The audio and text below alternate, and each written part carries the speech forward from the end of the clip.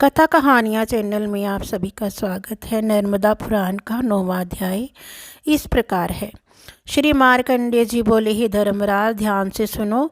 अगला वृतांत मैं तुमसे दूसरे प्रलय का कहूँगा। पहले द्वादश सूर्यों से चरात्मक संसार जब जल गया, सभी नदी सरोवर और सागर विनाश को प्राप्त हो गए, तो सर्व मर्यादाओं का विनाश हो जाने पर विविध रूप वाले इंद्रधनुष से शोभित मेघों से संपूर्ण आकाश आच्छादित हो गया। उसके बाद सब जल में हो गया। सारी सृष्टि सागर में हो जाने पर भगवान शंकर सारे संसार को अपने पेट में पचाकर और अपनी प्रकृति का आश्रय लेकर सो गए। योग स्वरूप वह प्रजापति हजारों युग तक समुद्र में प्रविष्ट होकर शयन करते रहे।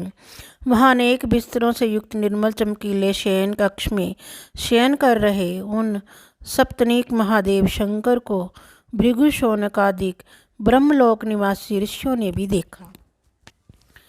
विश्वरूप धारणी वह नारी तथा विश्वरूप वह महेश्वर, वह दोनों ही खूब लिपट कर सोए थे।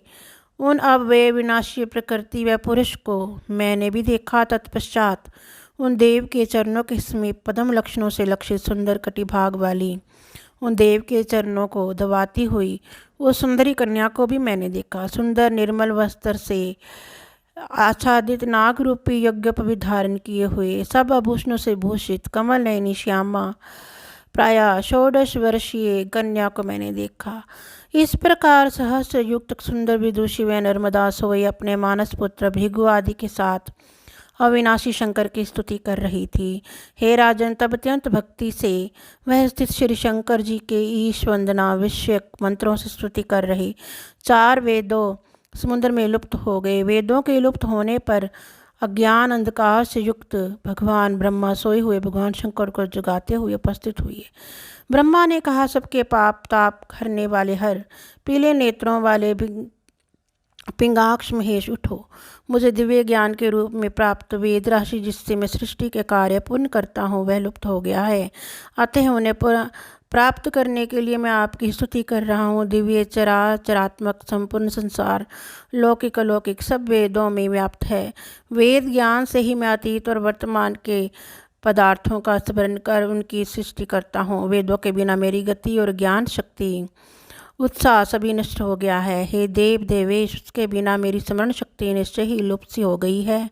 आप शीघ्र ही उन वेदों को देने से समर्थ होंगे। यह संपूर्ण जगचर अचर उनके बिना जड़ अंध और विवेक ज्ञान शून्य है। देवेश 14 लोक अशोभन से लग रहे हैं। हे देव, वेद रहित होने से मैं अल्प शक्ति वाला हूँ और आपके सामने सादर नतमस्तक हूँ।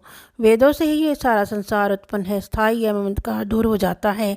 उसी प्रकार वेद के धारण करने से सब पाप नष्ट हो जाते हैं।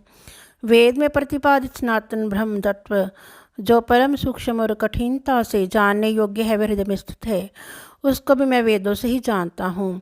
यह ज्ञेय तत्व वेदों के छूटने से लुप्त हो गए हैं। शंकर, आपके समक्ष वेदों का पाठ करते हुए वेद सहजता लुप्त हो गए। हे महादेव, वे सभी सामने से समुद्र में प्रविष्ट हो गए, जिसके बिना पृथ्वी का सृष्टि संभव नहीं है। विशाल नेत्रों वाली ये कन्या ही शंकर सब जानती है। यह सहस्त्र युगों पर्यंत जागती रहती है। हे शिव, दूसरा कोई ऐसा नहीं है। महादेव, परम बुद्धिमान महात्मा वह ऋषि मार्कंडेय वे प्रतिकल्प में आपकी उपासना करते हैं। त्रिलोकियों के कल्याणार्थ उत्तम व्रत करते हैं। परमेष्टि ब्रह्म के ऐसा करने पर भगवान शंकर मधुरवाणी से श्रेष्ठ नदी नर्मदा से बोले, हे महाभागे, प्रश्नकर्ता ब्रह्मा के समक्ष तुम ही बताओ कि ब्रह्मा से वेदों का हरण किसने किया।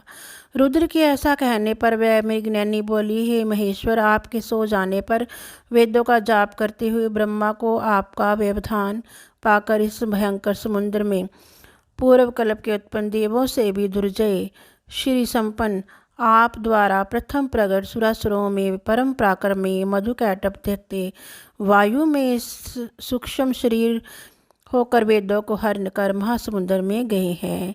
हे महाराज देव श्रेष्ठ, वे भगवान श्री विष्णु जी सब देवताओं में पूजित और दानवों का विनाश करने वाले हैं। तभी वह महात्मा का रूप धारण कर पृथ्वी के नीचे प्रविष्ट हुए हैं। उन्होंने समुद्र को मथा। भगवान ने वहाँ पाताल में रखे वेदों को देखा। मधु दैत्य के मारने पर भगवान विष्णु ने प्रकर्मी उन दोनों वीरों को भी देखा और शीघ्र ही महावेगशाली बड़े भुजाओं वाले उन मधु कैटभ दैत्यों का वध किया। और चक्रधारी जगत गुरु श्री विष्णु ने उन वेदों को लाकर ब्रह्मा जी को दिया।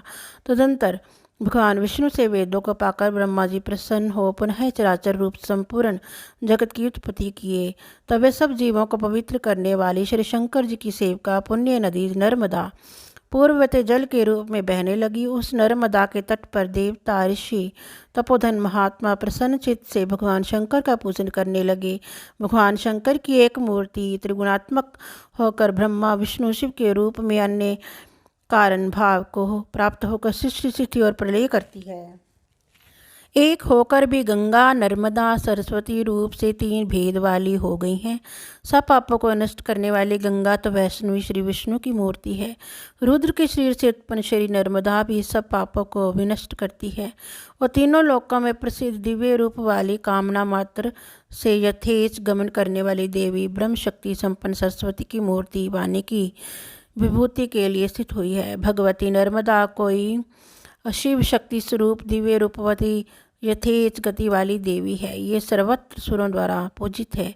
सब भूतों में व्याप्त अत्यंत सूक्ष्म पृथ्वीलोक की अमर मूर्ति कला अक्षय अमरता यही नर्मदा स्वर्ग की उत्तम सीढ़ी है। मनुष्यों को संसार सागर में पार करने वाली रुद्र से उत्पन्न है। वरदान से ये महाभागा नर्मदा विद्वानों के द्वारा श्रेष्ठ बताई गई है। दयालु अंतकरण से ये माता अमृत रूपा है। स्नान और मांगलिक कार्यों से तथा दर्शन मात्र से नर्मदा से जो श्री शंकर को नमन करते हैं राजन, ये सब पापों से छूट जाती है। जिस कारण ये महानदी नर्मदा जो पार्वती और शंकर के अंग से उत्पन्न है, भक्तजनों को दर्शन स्मरण में स्नान के स्वर्ग पहुँचाती है। अतः यह पुण्यदायिनी है। जो मनुष्य इस प्रकार श्री शंकर जी के देह से उत्पन्न नर्मदा की पवित्र कथा को प्रेम से सुनता है, वह पुरुष गंधर्वों और यक्षों द्वारा उच्च स्वर से गाई जा रही अपनी प्रशंसा को श्रवण करता हुआ शिवलोक को प्राप्त होता है।